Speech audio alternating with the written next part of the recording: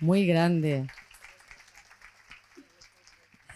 La doctora Lola Aparicio es licenciada en Medicina y doctora en Psiquiatría en 1994, máster en Medicina Legal y Forense e Hipnosis Clínica, entre otras cosas. Sí. Ha desarrollado su labor de médico de familia en Málaga y su objetivo prioritario, cambiar la forma de entender la vida, sabiendo que la muerte no existe. Trabajó de manera continuada en la sección Consulta Abierta en el magazine matinal Mira la Vida.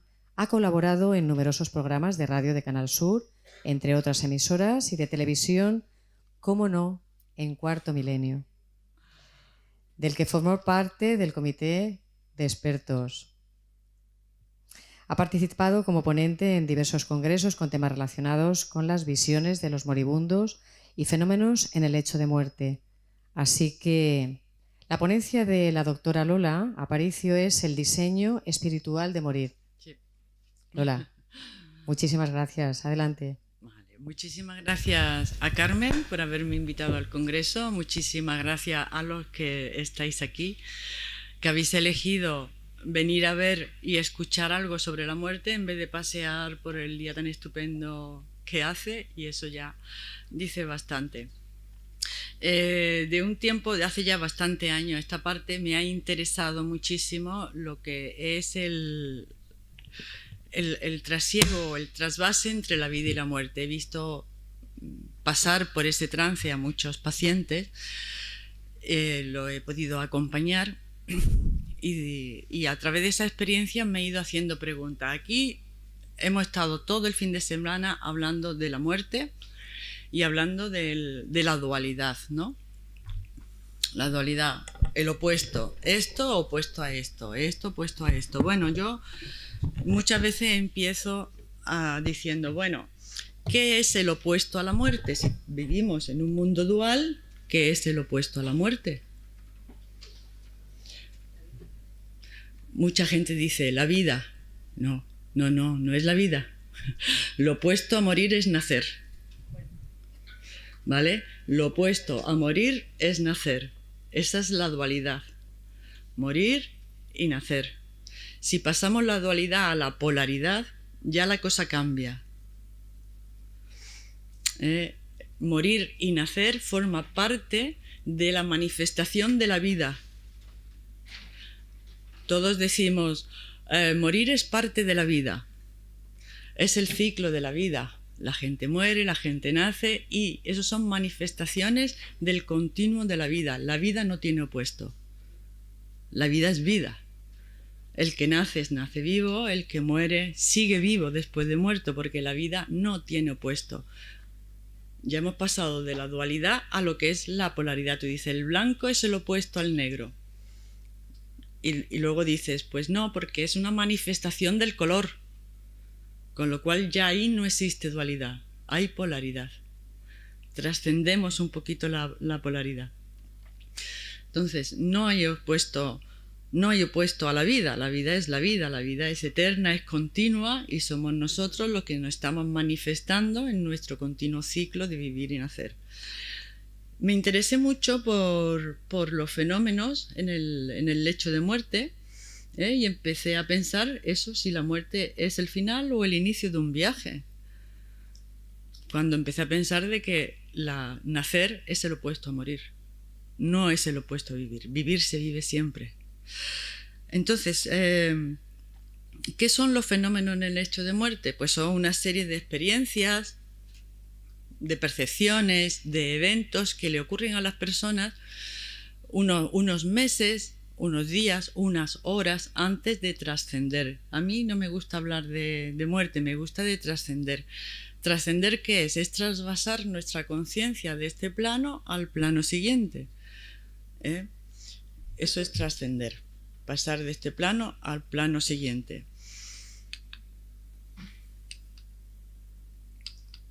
Esto no trasciende, ¿eh?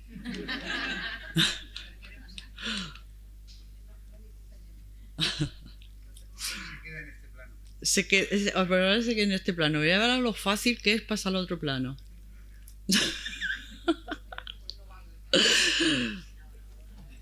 A ver.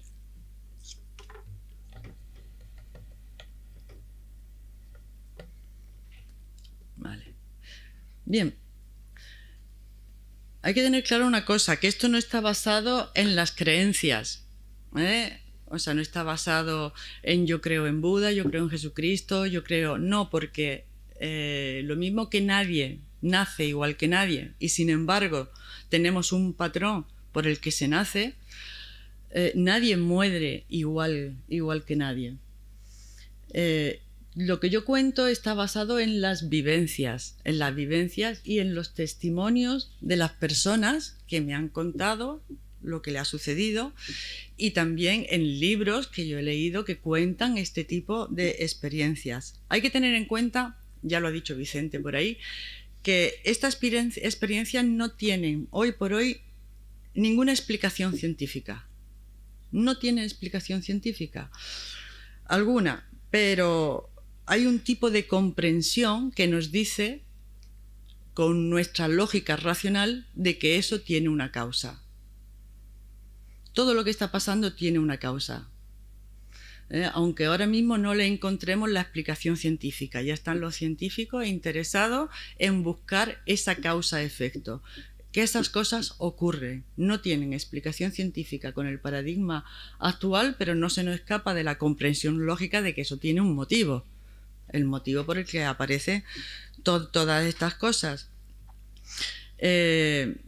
Y nos los cuenta la gente, lo mismo que lo cuentan ahora, lo cuentan desde hace 100 años, 200 años. Aquí se ha hablado de William Barrett, el primero que empezó a recoger todos estos fenómenos que ocurren en el lecho de muerte. Este es Michio Kaku. Él dice que si la apariencia y la esencia fuesen lo mismo, pues no habría necesidad de ciencia. Claro, o sea, si yo cojo y describo la apariencia de la mesa y me quedo ahí y no voy al final de decir qué es la mesa, dónde está, qué hay después de la mesa. Bueno, después de la mesa hay una serie de partículas que la componen y después de las partículas hay unos átomos y después de los átomos hay unas cuerdas. Lo que me da la ciencia es darme cuenta de que la apariencia y la esencia son distintos. Eso ya le corresponde a la ciencia hacerlo. Aunque nadie sabemos cómo ni dónde vamos a... No sabemos dónde vamos a morir ni cuándo, sí sabemos cómo, porque nos lo han contado la gente, nos lo están contando continuamente. Nos cuentan lo que les sucede, nos cuentan lo que ven, nos cuentan sus experiencias y nos damos cuenta de que eso sigue un patrón. Nadie muere igual que nadie, pero sí sigue una serie de patrones. Como nadie nace igual que nadie, pero vemos que sigue unos patrones. Luego, si hay unos patrones, lo que subyace a eso es un proceso. El proceso de nacer, sabemos que el niño se encaja, pasa por el canal del parto, se va dilatando. O sea, sabemos que existe un proceso y ese proceso está determinado, ese proceso está diseñado. Pues si estamos observando patrones de cómo se está muriendo la gente, cuáles son las fases por las que pasa la gente, quiere decir que debajo de eso hay un proceso que está diseñado. La muerte o el trasvase de la conciencia de este plano al plano siguiente está diseñada también. Simplemente lo que hay es que describirlo. Vamos a describir ese proceso porque sigue una serie de fases. Todo proceso sigue una serie de fases. Entonces, describiendo las fases, vamos a poder ver cómo es el proceso de morir. Y todos vamos a seguir ese proceso de morir. Con lo cual tenemos mucho que aprender, ¿no? Mucho que investigar. A mí es que esto me interesa muchísimo. Bueno, vamos a ver que el proceso de morir lo tenemos visto desde 3 vertientes distintas. Desde la vertiente física, lo que los médicos llamamos la agonía. Vemos cómo nos vamos desconectando de nuestros sentidos y vemos que sigue un proceso predeterminado y diseñado de cómo nos vamos desconectando de nuestros sentidos. Yo como médico de atención primaria, cuando alguien me llama y me dice, mire usted, que mi padre no tiene apetito, no tiene ganas de comer. Pues ya me pone sobre aviso. ¿Por qué? Porque el primer sentido que se desconecta es el sentido del gusto. La gente le empieza a perder el gusto a la vida y empiezan a dejar de comer. Luego yo voy a visitarlo porque me fijo mucho en los ojos del paciente. Veo si ese paciente ha perdido la ilusión por la vida. Si ha perdido la ilusión por la vida, ha decidido trascender. No le des allí el Actimel porque se empeñan en que se alimenten, no quieren que se vaya. Pero la persona decide también en un momento determinado cuando se quiere ir. Una vez que ha pasado ese momento de cerrar el pico del gusto, pues se van cerrando otros sentidos. El siguiente sentido que se cierra es el de la vista. Cierran los ojitos, pasan mucho tiempo dormiditos, ya se quieren quedar en la camita, dan mucho, Fijaros el proceso. Luego, ya que pasan mucho tiempo dormido, el del tacto. Ya tienes que zarandearlo un poquito para que te abra los ojos. Oye, ¿cómo estás? ¿Cómo va? El tacto, cada vez el zarandeo tiene que ser más brusco porque se va desconectando del tacto. Por último, se desconecta del oído. Y ese es el proceso. Nadie cierra los ojitos y se hincha a comer. Cuando ya se meten en la cama con los ojos cerrados, la comida, o sea, eso tiene un proceso. ¿Qué es lo que yo quiero deciros? Y para trascender la conciencia tiene su proceso. El proceso emocional, porque nuestras emociones también se van desconectando, vamos haciendo un duelo, como el que describió Kübler-Ross, que también se ha hablado aquí. Cuando nos vamos a trascender, hacemos un duelo, porque el que se marcha lo pierde todo. Perdemos todo lo que tenemos aquí, todo nuestro mundo material, perdemos nuestras filias, nuestras fobias, todo. Y hacemos un proceso de duelo que muchas veces suele iniciarse el día que te dan el diagnóstico de una enfermedad grave. Y ya puede empezar ahí el proceso emocional que decía Kübler-Ross, de negación, de ira. La gente se pone muy susceptible. No hay que, ay, mi marido no hay quien le hable. Coño, si le han detectado un cáncer de hígado, hija. Verá que está en su proceso, y también hay que enseñarle a los pacientes, a las personas que están haciendo un proceso de duelo. La persona que tiene una enfermedad grave, cuando le dan el diagnóstico, empieza a hacer un proceso de duelo para ir desconectándose de esta realidad. Tener en cuenta una cosa: la enfermedad para mí es el instrumento que muchas personas eligen para trascender. Y si esa persona ha elegido ese instrumento de enfermedad para trascender, puede ser un cáncer, puede ser un COVID, puede ser un accidente, puede ser lo que sea, bueno, pues es el instrumento que ellos han elegido para trascender. Y una vez que lo han elegido, lo han elegido. ¿Hay que respetar la elección? No, pues no te tienes que morir. Bueno, me moriré cuando yo lo vea necesario. ¿Por qué? Porque el tránsito, que es la conciencia, el proceso de morir, se muere el cuerpo, nos desconectamos emocionalmente, y la conciencia, que es nuestro espíritu, también tiene un proceso de desconectarse. Se va desconectando poco a poco de este plano. Y eso es lo que yo he visto. ¿Por qué? Porque he visto patrones que se repiten. Se ha hablado mucho a lo largo de la conferencia de estos fenómenos que ocurren en el lecho de muerte. Pero también tiene su proceso. ¿Por qué? Porque sigue un patrón, y ese patrón veo que sigue una serie de fases. Y las fases, cada tránsito va a ser distinto, porque cada uno va a tener el tránsito que necesita. A lo mejor yo necesito 5 años para desconectarme espiritualmente y emocionalmente de mi mundo, porque yo estoy muy atado a mi mundo. Yo me acuerdo de un hombre que llevaba una bomba de quimioterapia por un cáncer de colon. Este hombre me enseñó muchísimo. Le habían dado 3 meses de vida. Después de 5 años, yo un día, y hablábamos muchísimo, porque el hombre se había planteado mucho su trascendencia, el paso al otro lado, etc. Y un día yo le pregunté: Juan, ¿tú por qué no te mueres? Si es que lo tienes a huevo. O sea, lo has trabajado. ¿Tú por qué no te mueres? Que es como, ¿qué es lo que te ancla aquí? Y entonces el hombre me dijo: no me puedo morir por mi mujer. porque mi mujer es mucho más joven que yo, es muy inocente, yo tengo un negocio, se la van a comer viva, y hasta que yo no deje todas las cosas arregladas, yo no me puedo morir. Y dije, bueno, pues ese era su tránsito. Cada uno tiene el tránsito que necesita según tus anclajes. Te puedes sacrificar por el otro. Este hombre estaba vivo por su mujer. Cuando lo dejó todo arreglado y los hijos ya mayores, el hombre se fue en paz. Lo importante es irse, hacer el tránsito para poder irse en paz. Bueno, vamos a ver la siguiente. Ya he dicho que el tránsito va a ser el equivalente a la agonía del cuerpo, la fase de Kübler-Ross en el emocional. El tránsito es el trasvase de la conciencia de este plano al siguiente en el mundo de la conciencia. Conciencia con S de sabiduría.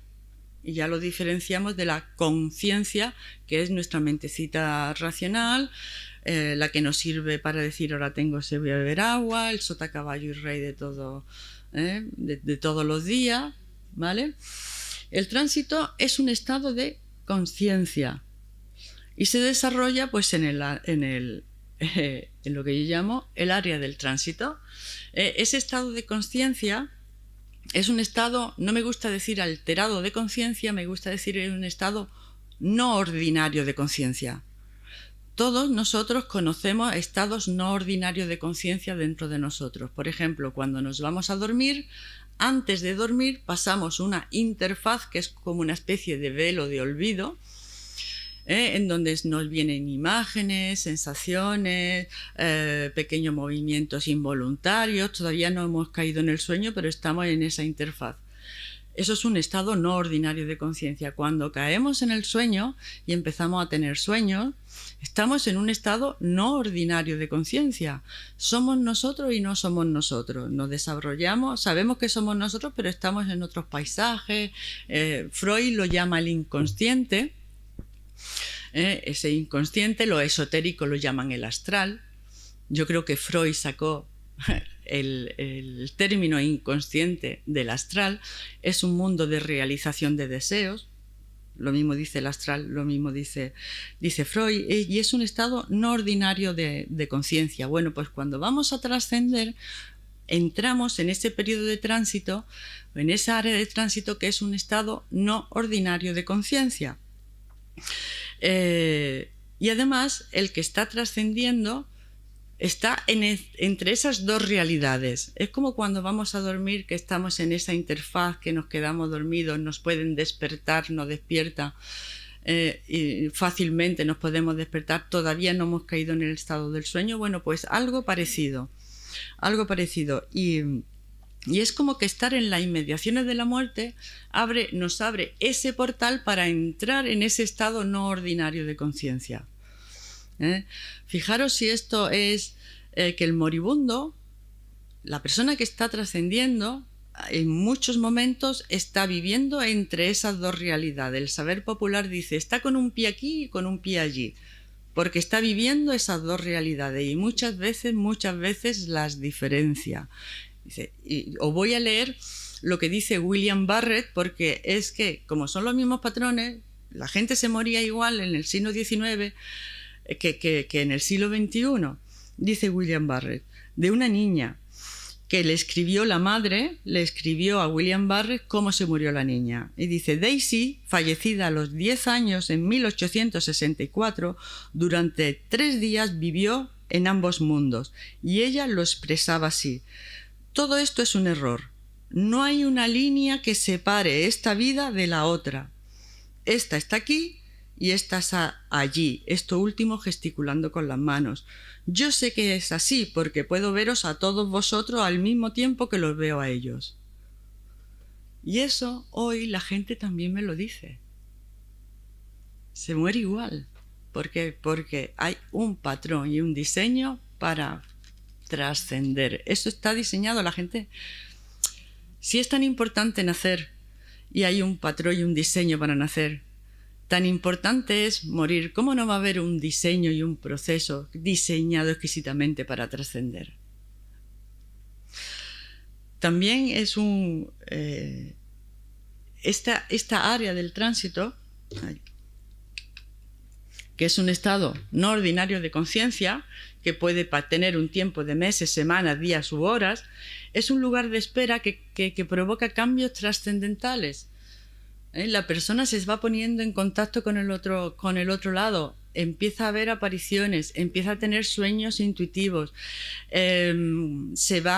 produce cambios en el sentido de que se va desprendiendo del mundo material, va haciendo revisiones de vida, va llegando a las conclusiones. Kabuli dice que en los 2 últimos días de nuestra existencia vamos a saber cuál es el propósito de nuestra vida. Si no lo hemos averiguado antes, en esos 2 últimos días vamos a saber por qué hemos venido, vamos a ver cuál es nuestra misión. Luego se producen cambios místicos y trascendentes cuando la persona la veis allí dormidita, que se levanta, porque la dinámica es entrar y salir. Vas entrando y saliendo, como cuando estás, yo hago la analogía, como cuando estás a punto de dormirte, pero hay un ruidito y te vuelve a despertar. Todavía no has caído en el sueño, todavía no has pasado al otro lado, pero estás en esa interfaz. Y además, es un sitio en donde hay gente, eso está habitado.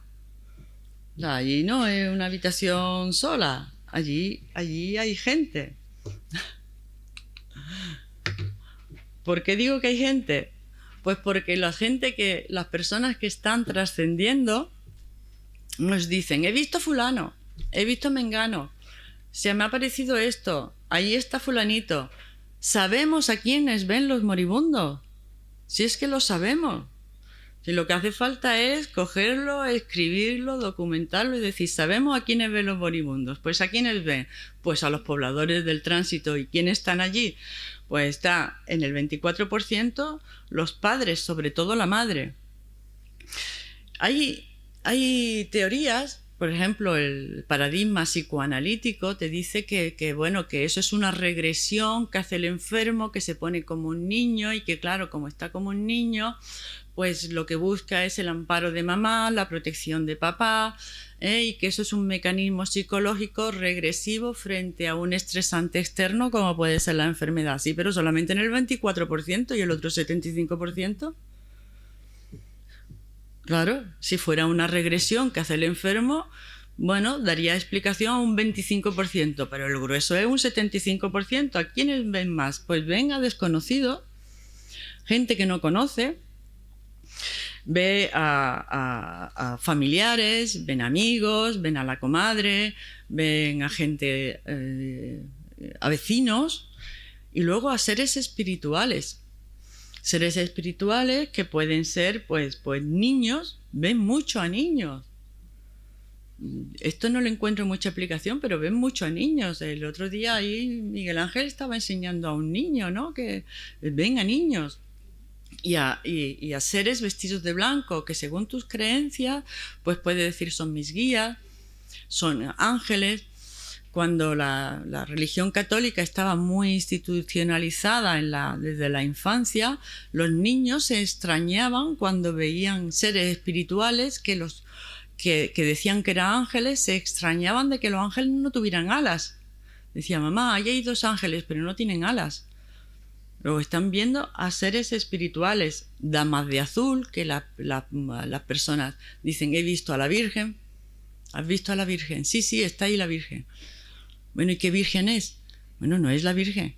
¿Tú le has preguntado si es la Virgen? Ah, no, yo no le he preguntado, pero es la Virgen. La identifican con esa deidad o la identifican con esa energía femenina de diosa, ¿no? En una ocasión me he encontrado con una paciente que decía que su padre, antes de fallecer, veía monjes. Pueden ser también seres espirituales. Hay gente que ve otras cosas, pero es raro. También se ven a mascotas, pero también es raro. A quienes ven es a lo que estoy poniendo ahí. Y esos monjes, claro, yo en mi curiosidad le dije: bueno, ¿veía monjes? Sí, decía que en la habitación habían entrado monjes. Digo: bueno, ¿y cómo iban vestidos? Y me dijo me decía la paciente: ay, yo qué sé. Digo: ¿no le preguntaste? Dice: hombre, me estaba muriendo mi padre. Claro, es que esa es otra cosa. ¿Cómo se investiga con personas que están falleciendo. O sea, haces una búsqueda y empiezas a meterle electrodos, vamos a ver cómo se muere. Hombre, también hay un espacio que hay que dejarlos tranquilos, ¿no? O sea, uno no puede ser invasorio, ¿eh? Si te lo comunican, pues entonces preguntas, pero los familiares que están allí están sumidos en el dolor, están viendo cómo viene su padre, y a mí qué me importa de qué va vestido el monje, ¿me entiendes? Aunque desde un punto de vista científico o investigador como yo, pues a mí me interesaría, pero trabajar con gente que está, hacer una investigación con personas que están en los últimos momentos de su vida es muy complicado y éticamente es delicado, es muy delicado. William Burroughs se interesó por estos fenómenos porque su mujer, que era matrona, vino un día y le comentó un caso y le dijo: mira, hay aquí una señora que se está muriendo porque ha dado a luz con una gran hemorragia, y resulta que 15 días antes su hermana, la hermana se llamaba Life, su hermana ha muerto, pero la familia no quiere decirle que ha muerto, porque encima que está la pobre desangrándose y está bastante malita, pues no le vamos a dar ahora el sufrimiento de que ha perdido a la hermana. Y la familia decidió no decirle nada. Pero esta señora, cuando estaba haciendo su tránsito, empezó a ver a seres fallecidos y también vio a su hermana y dijo: ¿qué hace mi hermana Life aquí? Entonces, claro, la familia se quedó en consternación. ¿Por qué? Porque empiezan a ver a seres fallecidos, y cuando se empieza a investigar se demuestra de que esos seres que ellos creían vivos estaban muertos. E incluso muchas veces la familia cree que está viva esa persona, y luego investigan y no, esa persona está muerta. Entonces, cuando la mujer fue a William Burroughs con esta historia, William Burroughs se interesó, dijo: aquí hay algo que hay que investigar. Un paciente me decía: mi padre se encontraba en tránsito y vio a mi madre y a mi hermano, y vio también a una tía que había fallecido un mes antes, y nosotros ni siquiera lo sabíamos. Cositas que dan que pensar. Entonces, vemos que las fases del tránsito que voy a pasar a describir pertenecen dentro de un proceso. Un proceso son una sucesión de fases que algunas veces van una detrás de otra y algunas veces se solapan, con lo cual es un proceso predeterminado porque hay una serie de patrones que se repiten. ¿Para qué ocurren todas estas experiencias en el lecho de muerte? Pues tienen un efecto tranquilizador. A la persona que la está sufriendo, que la está viviendo, los tranquiliza. La familia que lo está asistiendo también se queda muy tranquila, ayudan mucho en el tránsito, porque si tu madre está viendo a un abuelo que ha venido por ella y está departiendo con él, la familia piensa: se está yendo acompañada. Oye, qué tranquilidad, ayuda mucho en el duelo el que tu familia, tu madre, tu padre, veas que se está yendo acompañado, con una cara de paz. Oye, eso tranquiliza muchísimo. Ayer alguien contaba: mi madre se fue con un rictus de dolor. Eso intranquiliza, pero se va con una cara de paz, acompañado de... Una paciente me decía el otro día: mi madre, cuando porque yo hago una búsqueda activa, se ha muerto mi madre. Le doy el pésame y luego le digo: oye, ¿y le han aparecido estas cosas que dice la gente, que ve a seres del otro lado? Yo hago búsqueda activa, porque si no, los testigos no te lo cuentan. Entonces me dice: pues sí. Veía a mi padre y le decía: Pepe, dame la mano. Y extendía la mano. Pepe, dame la mano. Y yo pensaba: mira, mi padre está aquí, se va a ir acompañando a mi madre. A los que están alrededor le da mucha tranquilidad, porque dice que su madre se fue con la mano extendida para darle la mano a su padre, ¿no? Estaba viendo al padre. El padre estaba allí. ¿Dónde? ¿En un espacio real o en la mente del enfermo? ¿Dónde está? ¿En el espacio real? Parece que ocupan un espacio real, porque el paciente dirige la mirada a ese sitio, pero ¿dónde se están desarrollando? ¿En la mente o en el espacio real? Hay también experiencias compartidas de gente que está viendo lo mismo. Bueno, pues dentro de las fases de este proceso diseñado de morir, tenemos la primera en la fase de aviso. La fase de aviso, yo he visto que hay 3 patas en donde a la persona se le avisa de que es su hora. En la experiencia cercana a la muerte, la gente hace un tránsito comprimido, ¡pum!, hace una parada cardíaca y toda la fase del tránsito entra directamente, ¡pum!, a la zona del tránsito, que ve a seres queridos, a los mismos pobladores del tránsito, si es que están viendo a la misma gente, a un ser espiritual, vi a mi tío, vi a mi madre, a fulanita que no sabía que había muerto, ven a lo mismo, porque están entrando en el mismo estado no ordinario de conciencia, pero de una forma comprimida. Y ahí le dicen, hay un señor, un padre, una madre, un guía, que le dice, mira, no es tu hora, tienes que volver. Cuando tú te estás marchando, la premonición, la fase de aviso te está diciendo, es tu hora.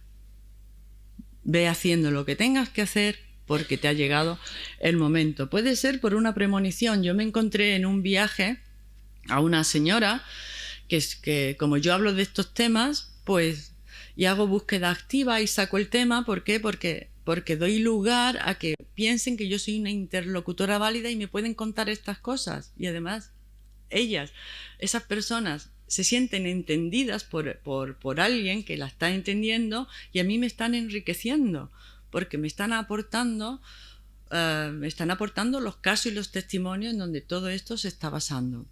Entonces esa mujer me dijo que su madre un día había llegado y le había dicho, mira hija, sé que voy a morir de una muerte súbita, violenta y trágica.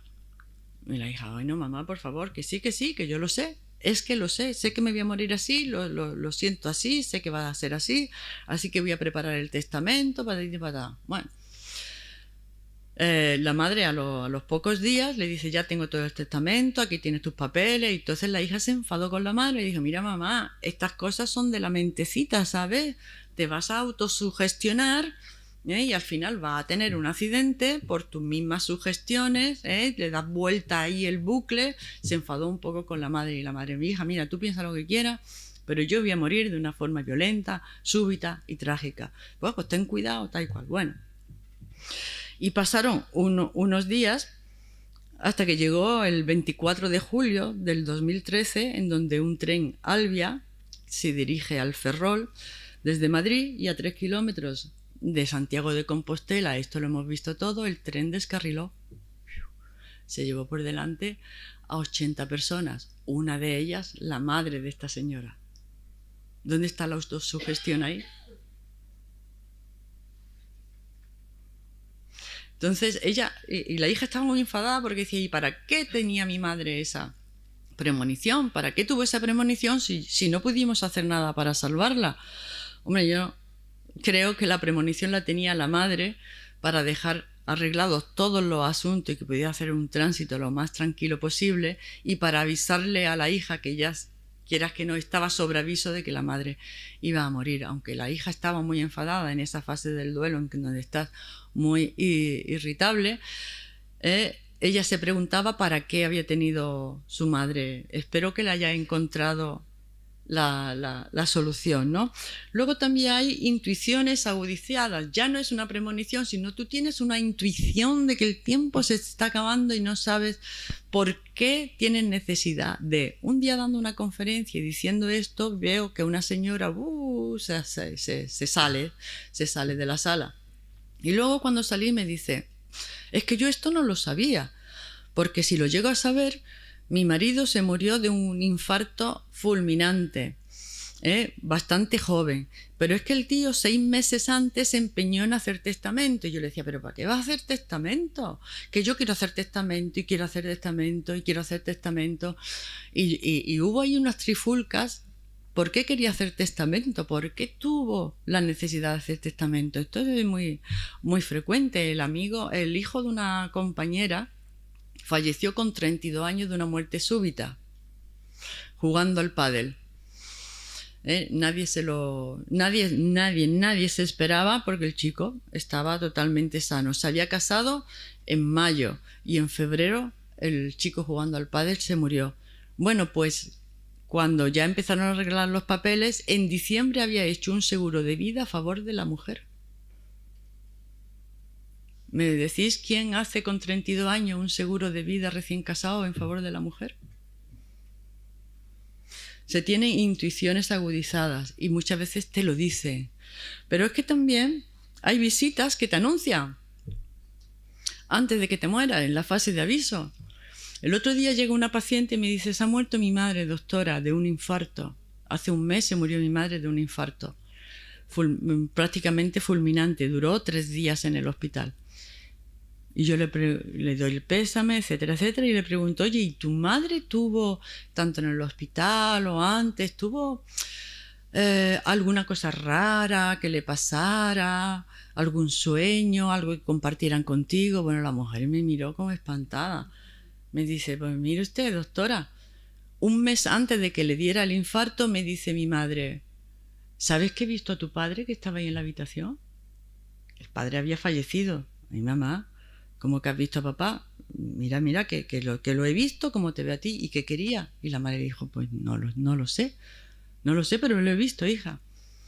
Al mes siguiente tuvo el infarto y ya en la habitación del hospital, la madre le dijo: mira, tu padre está viniendo todos los días a visitarme. Viene a acompañarme. ¿No estuvo el padre allí ya avisándola antes de que ella supiese que le iba a dar un infarto? Está dentro de lo que es la fase de aviso. Si no sabemos de estas fases, se nos pasa el proceso de que vamos a trascender. Tanto para nosotros como para los que nos acompañan. A mí alguien viene y me dice: me ha pasado esto, como ya veremos en la siguiente llamada, en la siguiente fase. En la siguiente fase yo la llamo la fase de la llamada. La llamada puede ser activa. Eso en todos los hospitales lo sabe quien ha trabajado en un hospital. Es el paciente el que empieza a llamar al ser fallecido que quiere que venga por él. Empieza a llamar, te dice: mira, el de la habitación no sé cuánto está llamando a su madre, y empieza: mamá, mamá, mamá, mamá, o papá, estás dentro de cómo te vas desconectando, cómo vas trascendiendo, cómo tu conciencia va pasando al otro lado, porque estás llamando a los que quieren que vengan a por ti. Las frases de esta fase de la llamada son: ¿dónde estás? ¿Por qué no vienes? Incluso se extrañan por su ausencia. Yo pongo ejemplos porque de ahí es donde yo me nutro, y luego veo que son patrones que otra gente me dice que le ha pasado lo mismo. La trabajadora social de mi centro de salud me dice un día: he ido a ver a mi padre y fíjate, dice mi padre: oye, ¿tú sabes dónde está mi madre? Y le digo yo: ay, papá, por Dios, si tu madre se murió no sé hace cuánto tiempo. Y él le dijo: ya, pero ¿tú sabes por qué no viene? Pues papá, porque se ha muerto. No, es que me dijo que iba a venir y no viene. ¿Por qué no viene? Se extrañan por su ausencia. Empiezan a decir: ¿dónde está? Me comentaba otro paciente, me decía que su padre, cuando estaba en periodo de tránsito, no hacía nada más que decir: papá, mamá, ¿por qué no venís? ¿Cuándo vais a venir? ¿Por qué no llegáis? Lo están llamando. El paciente sabe que está trascendiendo y quiere irse acompañado de esas personas que le dijeron que iban a venir a por él. ¿Por qué no vienes? Se extrañan por su ausencia. Está la llamada activa, pero también está la llamada pasiva, que es cuando los del otro lado vienen a decirte: vámonos.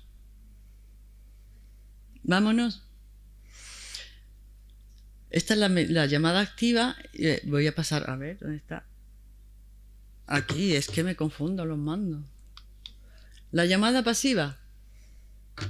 Te dicen: ha venido por mí, me llama por mi nombre, la llamada con gestos, me tiende los brazos, me hace gestos con la mano.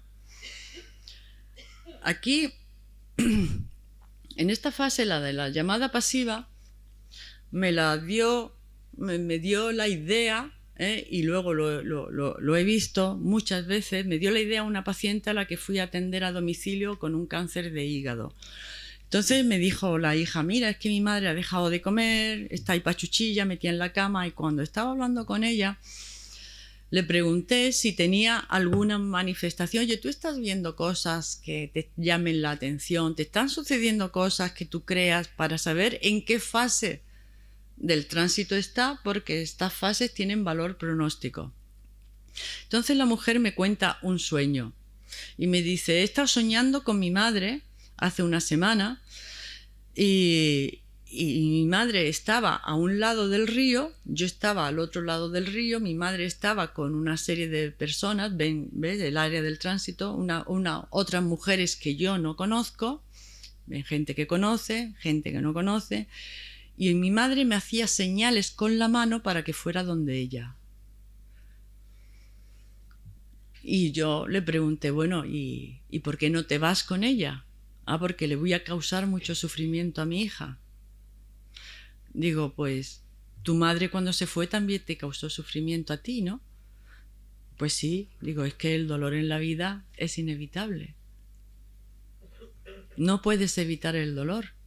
El sufrimiento sí, pero ellos van a estar bien. Esto es una frase que al que está trascendiendo le gusta mucho oír, le da mucha paz. Vamos a estar bien. Ellos van a estar bien. Yo voy a estar bien. Vete tranquilo que vamos a estar bien. Entonces, esto tranquiliza bastante. ¿Y quiénes lo llaman? Por los pobladores del tránsito. Puede ser un desconocido, puede ser el padre, puede ser la madre. Siguiente. Sí, bueno, tengo un caso de una llamada pasiva en donde había gente, te pueblan la habitación donde está el paciente. Y me contaba esta señora que vive en un disperso que se llama allí en el Puerto de la Torre, porque está en mitad del campo, vaya. Y que tenía a su padre, y el padre veía, antes de trascender, gente que no conocía. Aquí hay mucha gente que no conozco en la habitación, hay gente que no conozco. Bueno, si el padre encendía la luz, esa gente desaparecía. Entonces le dieron una linterna porque el padre tenía oxígeno de estos con gafas nasales, oxígeno 24 horas. Y el padre, bueno, pues le daba la linternita y algunas veces decía que esa gente desaparecía y otras veces no. ¿Pero qué quieren? Vienen a por mí, decía el hombre, vienen a por mí. Bueno, claro, ves desconocido, no es lo mismo que vea a un padre, una madre, que vea a gente que no conoce y dice, ¿esta gente quiénes son? Lo interesante de ese caso es que uno de los motivos por los que dice que tienen estas visiones es por falta de oxígeno al cerebro. Este hombre tenía sus gafas nasales. No podía ser por falta de oxígeno al cerebro. Este hombre estaba teniendo ese tipo de visiones. 2 días antes, lo cual es también otro patrón, las 48 horas previas, se le pasó el miedo, se le pasó, ya no hacía con la linternita, y según la hija, el padre se murió en paz. La siguiente fase es la fase de las visitas, es la fase más florida, la que casi todo el mundo conoce, ¿Para qué vienen? Pues mira, muchos vienen y te dicen las frases típicas de la fase de las visitas. Cuando están esperando, te dicen, me están esperando. ¿Sabes por qué me están esperando? He puesto ahí ese dibujo de un hombre con pipa, porque esta fase, que luego la he visto en muchas otras ocasiones, pues me la contó una amiga muy querida, que me contó los últimos momentos, los últimos días de su padre, y me decía que su padre estaba acostado en la cama, ya no se levantaba. Desde la cama veía el pasillo, en el pasillo había 2 sillas y el padre le decía, mira, ahí está Antonio el Pipa. Y Antonio el Pipa era un conocido, ni siquiera era un amigo, era un conocido de la familia, y le llamaban el Pipa porque fumaba el pipa. Total, que todos los días, como suele ser también común en este tipo de visitas, aparecen en el mismo lugar, más o menos a la misma hora, todas las tardes Antonio el Pipa se sentaba allí en las sillas del pasillo. Hasta que un día ya la hija le dijo, bueno, papá, ¿y qué hace ahí Antonio el Pipa, hijo? Y le dijo, pues ahí está, esperándome. Me está esperando.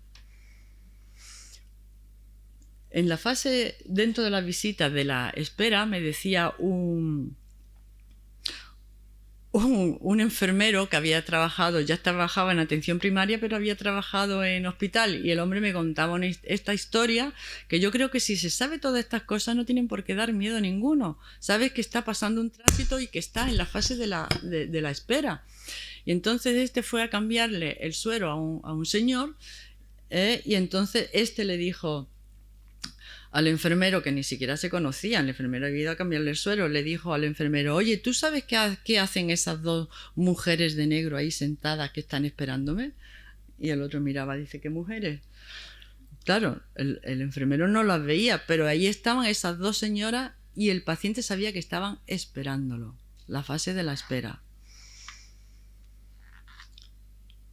¿Dónde se sitúan? Si es que lo sabemos todos. ¿Dónde se sitúan las visitas? ¿Dónde se sitúan estos fenómenos? Pues en el dormitorio. ¿Dónde? En el pasillo. El pasillo es una metáfora de tránsito entre una habitación a otra. Decía Jesucristo, el reino de mi Padre tiene muchas moradas, pero para llegar a las moradas hay pasillos que te llevan de un sitio a otro. En el pasillo se sitúan, como hemos visto este caso de Antonio el Pipa. Los pies de la cama es un clásico. ¿Dónde está? He visto a tu padre. ¿Dónde está? En los pies de la cama.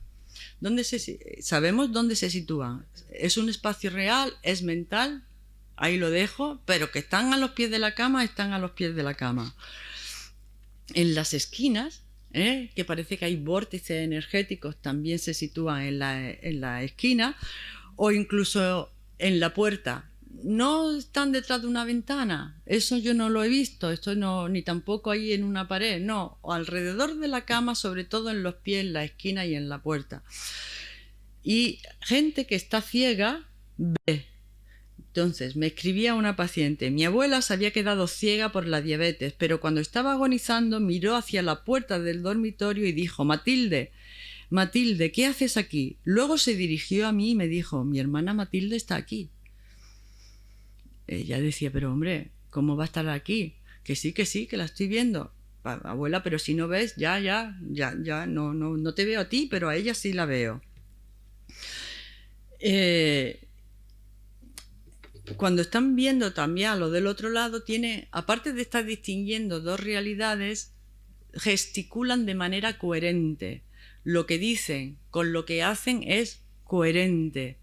Están manteniendo una conversación, se callan, como escuchando una respuesta, mantienen la conversación, se callan. O sea, son coherentes con lo que hacen, con lo que dicen. Y hay un efecto que yo le llamo el efecto aduana, y es que hay gente, los testimonios están basados en lo que el paciente dice. El paciente cambia el lenguaje, su lenguaje cambia, te habla de otras cosas.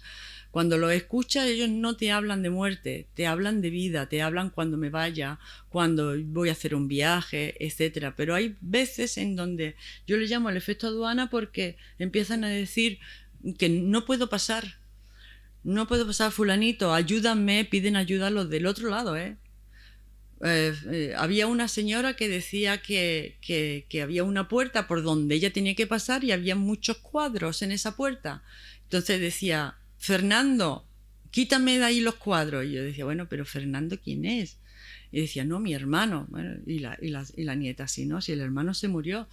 Sí, pero Fernando me va a quitar los cuadros. Cuando ya no haya cuadros, ya podré pasar por la puerta. Estos arquetipos de la puerta, la última puerta, aparecen también y se dan en el tránsito.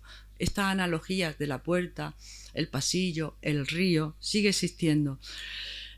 Cuenta María Isabel Eraso en su libro Viajero en Tránsito cómo había una señora que decía, madrina, no paso, madrina, ayúdame a pasar. ¿Qué obstáculos son? Incluso no puedo saltar. ¿Saltar a dónde? Ya me gustaría a mí saber esto. Pero bueno, con dejarlo ahí, que ese efecto aduana existe, hay como cierta dificultad. Pasamos a la tercera, que son las despedidas. Dentro de la despedida, ayer alguien preguntaba por esto. La bilocación. La bilocación. El paciente está en la cama del hospital, de la casa, pero además está apareciendo a distancia. En lo que Peter Fenwick llama hola y adiós, fenómenos de hola y adiós. Y esto es muy frecuente. Estoy en la cama, de repente veo una sombra, veo un bulto, abro los ojos y allí a los pies de la cama, claro, ¿dónde no? Pues estaba mi abuela. Y mi abuela me estaba diciendo, me estaba sonriendo, me ha dicho pórtate bien. Y yo he dicho, abuela, ¿cómo estás aquí? Y se ha ido. A la mañana siguiente viene la madre, venga, levántate que la abuela se ha muerto. Están en dos sitios a la vez. Hay sueños informativos del suceso. También se están despidiendo de quien no han podido despedirse, bien con apariciones o bien mediante el astral en el sueño. Voy a contar el caso de mi hija cuando falleció mi padre, que yo la llamé por la mañana y digo, mira Fátima, y me dice, mamá, el abuelo se ha muerto. Digo, sí, ¿cómo lo sabe? Dice, es que he soñado con él esta noche y me ha dicho, Fátima, no voy a poder ver cómo te casas. Se estaba despidiendo de mi hija. También proyectan su voz. O sea, en esta bilocación de estar en dos sitios a la vez, proyectan la voz. Tengo el caso de una paciente que se llevaba muy mal con la madre y la madre vivía en Suecia y además se llevaba muy mal y no se tenían ni contacto siquiera, que un día se despertó porque escuchó la voz de la madre en su oído llamándola, ¿no? La llamó hasta que se despertó. Tardó 2 semanas en saber que ese día se había muerto la madre, porque como no tenían contacto, hasta que el tío no... En fin, hubo una serie de cosas, pero fue la noche. ¿Dónde estaba? Estaba en 2 sitios, a través de la voz.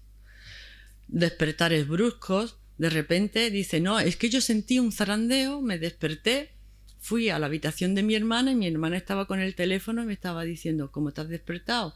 Me están diciendo que tu marido acaba de fallecer en un accidente. Se lo estaban dicen, yo no había pensado decírtelo hasta mañana.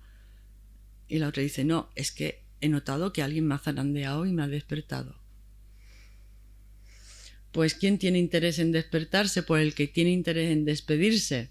Y luego lo de sentir su olor por el otro. Me decía una paciente que estaba su hermano muy enfermo, había ido a la casa, estaba arreglando, de repente entra a la cocina y ella lo describe, sentí el olor, olí la esencia de mi hermano y cuando olí la esencia de mi hermano sabía que mi hermano estaba ahí despidiéndose de mí. La persona sabe cuando siente el olor, cuando siente el zarandeo, tienes la intuición, es una forma de comunicación para despedirse.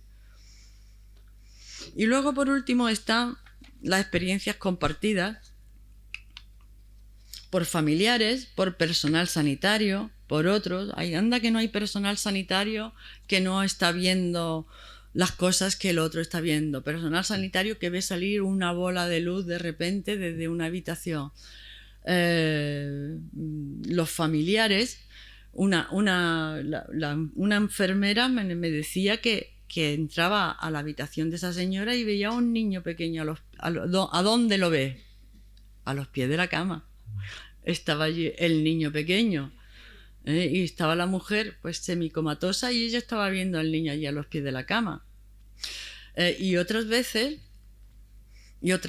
también me han contado una suegra que estaba falleciendo y estaba hablando,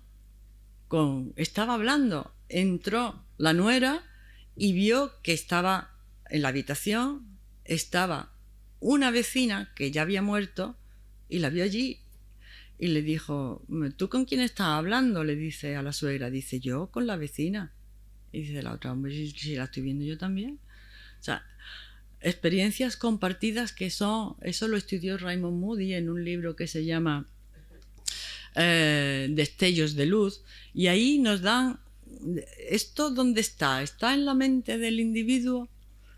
Porque cuando en una mente enferma, porque cuando ya lo está viendo un personal sanitario, un allegado, un testigo que está sano,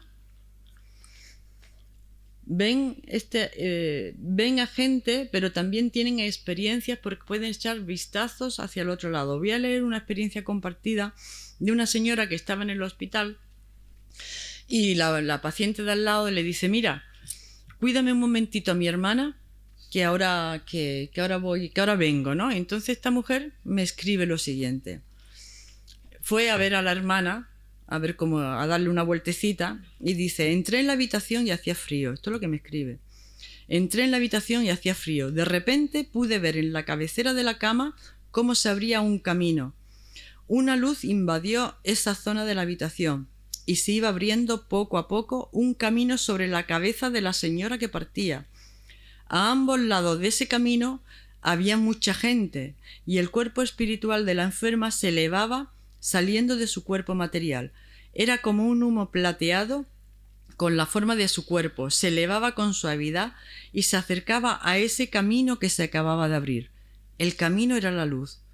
La luz que había inundado la cabecera de la cama se convirtió en camino. Pude contemplar el mundo nuevo que se desplegaba. Y era bellísimo, y la luz era acogedora.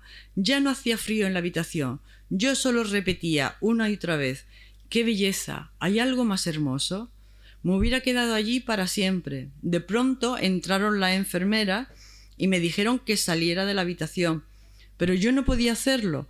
Al final me tuvieron que sacar de allí a empujones, mientras que yo repetía: ¡qué belleza! ¡Dejadme aquí! Os podéis imaginar la situación, ¿no? La mujer trascendiendo allí y la otra allí de pie, que era la que estaba viendo aquello. La enfermera estarían extrañadas, la otra diciendo: ¡qué belleza! ¡Dejadme aquí! ¡Qué belleza! No se quería mover de allí. Bueno, conclusiones. Los fenómenos del hecho de muerte son muy frecuentes, los pacientes tienen miedo a hablar, los cuidadores rara vez comparten, la salida de la conciencia está muy mal entendida. Yo creo que ni siquiera tenemos una opinión sobre el tema, ni los allegados ni el personal sanitario tenemos una idea de qué es lo que pasa allí. Entonces lo mejor, como no sabemos qué pasa, mantenerlos sedaditos, que se vaya. Antes alguien hablaba sobre la incomodidad de la gente que se estaba muriendo. Morirse es muy incómodo para todos, muy inconveniente, todos tenemos cosas que hacer y es uno de los momentos más mágicos de nuestra existencia. El que se está muriendo se está convirtiendo en medium. Adquiere la habilidad psíquica de la mediumnidad porque está viendo a seres del otro lado. Adquiere la habilidad psíquica de la bilocación, se mueve entre dos planos. Y tienes ahí a un medium que puede ser un ser querido. Aprovechate de eso, ¿no?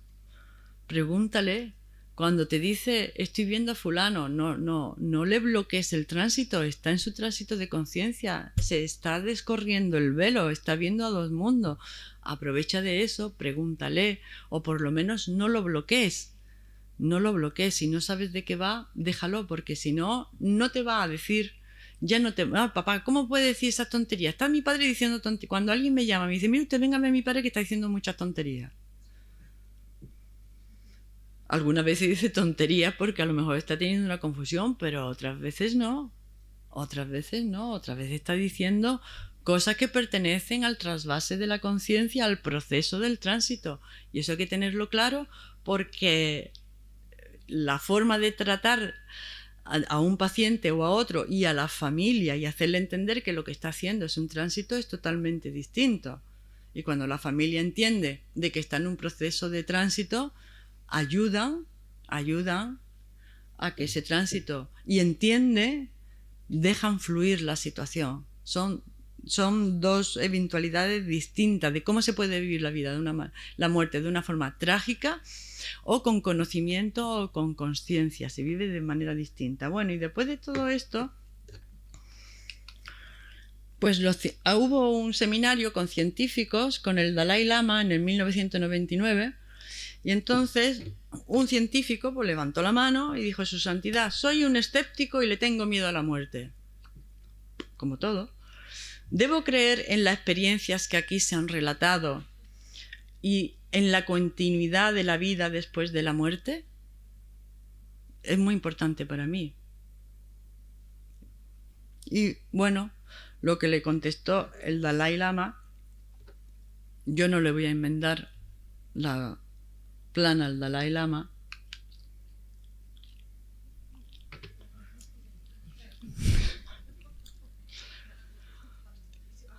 Eso es algo que tenéis que resolver por vuestra cuenta. Eso lo dijo el Dalai Lama y yo no le voy a enmendar la plana, porque el abrirse el camino espiritual, el averiguar la esencia de lo que somos, el que nos llegue informaciones, el que empecemos a ver que somos seres espirituales teniendo una experiencia humana, eso es algo que tenemos. Ese es el camino espiritual que tenemos que emprender cada uno por nuestra cuenta, de uno en uno. De uno en uno, aunque luego por afinidad de almas nos unamos, pero ese camino lo tenemos que hacer de uno en uno. Bueno, y dicho esto, pues os dejo un paso de turno de... Voy bien de tiempo, En primer ¿no? lugar, darte las gracias, porque has sido preciosa. Sí. Y además, de verdad que cuando te sientes tan identificada con un montón de cosas que tú has estado hablando, porque además son así, mi padre le pasaba que con el primer ictus que tuvo fuerte no hablaba, pero en los tránsitos hablaba, tránsitos de 4 horas y pico. Y sí que es cierto que hay muchísimas cosas, de verdad. Así que muchísimas gracias. Vamos a ver, por cuestión un poquillo de tiempo, una preguntita para la doctora Lola, que ha hecho una extraordinaria ponencia. ¿Una mano por ahí? ¿Podéis pasar el micro para el final? Gracias, Almudena. ¿Te ha gustado? Sí. Bueno, gracias. ¿Puedes ponerte en pie, por favor, que las personas en la sala te veamos? Y nos dices tu nombre, por favor. Sí. Vale, pues yo no tengo ninguna pregunta, pero sí que quiero comentar algo con respecto a mi abuelo. Yo vivo en España y con respecto al COVID y todo esto no he podido viajar a Argentina, pero mi abuelo estaba muy mal, llevaba mucho tiempo mal, y yo hice la terapia de sanación cuántica y a él le hice una antes de marcharse. Él falleció al otro día, 2 días, más o menos, de recibir esta terapia. Antes de despertarme a dormir, bueno, en realidad la noche anterior, caminando hacia la habitación, me asomé a la ventana y tuve una sensación de que ya se iba mi abuelo, sin haberme dicho nada. Sabía que estaba en el hospital, pero nada más. Yeah. Pero él había tenido muchas recaídas y siempre salía del hospital. Entonces esa noche tuve esa sensación. Yo me fui a dormir a la cama y cuando me desperté supe que mi abuelo había muerto porque él vino a despedirse de mí. Me dijo, yo estaba así como en una parte un poquito más oscura y había como una puerta con una luz. Y mi abuelo me dijo, vive y sé feliz, déjate llevar por tu interior. Y ahora me tengo que marchar. Entonces él se puso a bailar. Estaba tan feliz, nunca lo había visto tan feliz como aquel día, pero demasiado feliz, una sonrisa tan grande, y empezó a bailar la canción de Mar Anthony que ayer pusieron aquí. Vivir, la, y salió bailando y se fue por esa puerta. Pero fue muy bonito y me dejó muy tranquila, casi que no lloré. Así que la verdad que muy feliz de verlo marchar así, aunque no haya estado a su lado. Muchas gracias. Muchísimas gracias. Por compartir Muchísimas tu experiencia. gracias por compartirlo. Muchísimas gracias, Lola, de verdad. Bueno. Vamos a ir dando paso también por aquí. ¿Que me voy ya o hay más preguntas? Ah, ¿no? ¿Usted, señora? Ay, ya, que se me olvidó. Mira, me voy a hacer una duda, me pasó a mí. Y si el ser que está a los pies de la cama está de espaldas...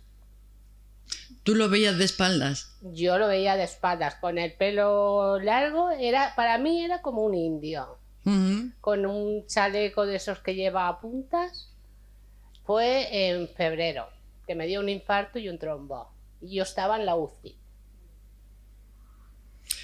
¿Y tú estableciste un contacto con ese? Bueno, en la UCI es que son portales interdimensionales. Ayer te lo decía Vicente.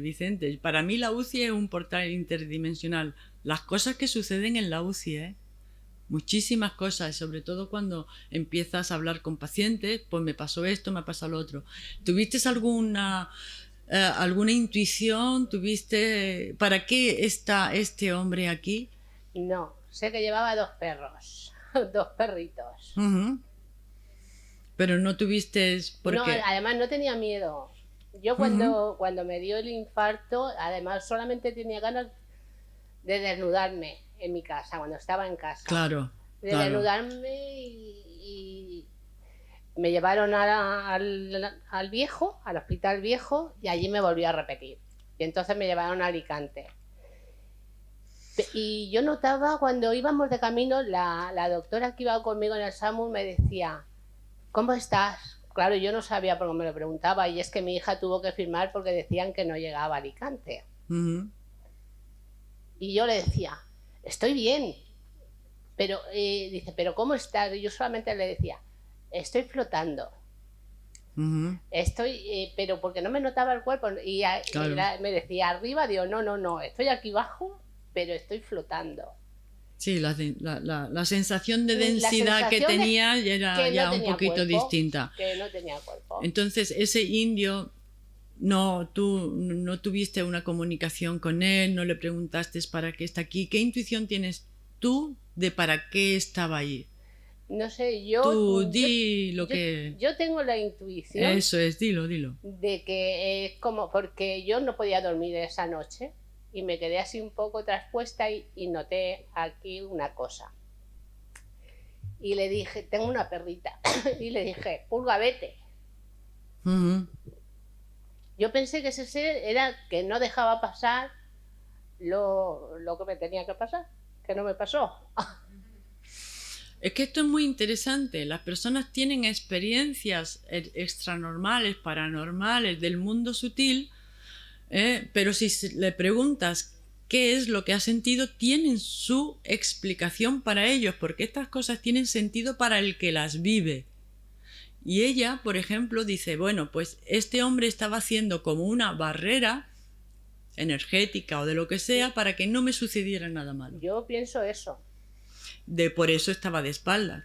Además, es que empecé a mejorar. Empezó a mejorar. Empecé a mejorar. Entonces, hay que tener muy en cuenta siempre qué es lo que la persona siente, intuye, porque ahí te va a dar la clave de esa experiencia. ¿Me comprendes? O sea, eso tiene sentido para quien lo ha vivido. ¿Tú lo has vivido así? Pues probablemente tenga sentido. Luego tiene coherencia con lo que te ha pasado. Ahí había un ser protector. Me han contado casos de la UBI. Yo tengo una paciente, veía aquí una figura y entonces yo decía, ¿pero para qué estaba ahí esa figura? Porque siempre hay un para qué. Entonces ella me dijo, me estaba ayudando a curarme para salir de la UBI por esta vez. Yo pienso que sí. Por esta vez. No es tu caso porque hizo como especie de barrera energética que estaba allí protegiéndote de alguna manera. Tú lo viviste como un ser protector. Yo sí, yo lo vi como eso. Pues quédate con eso. Gracias. Muchísimas gracias.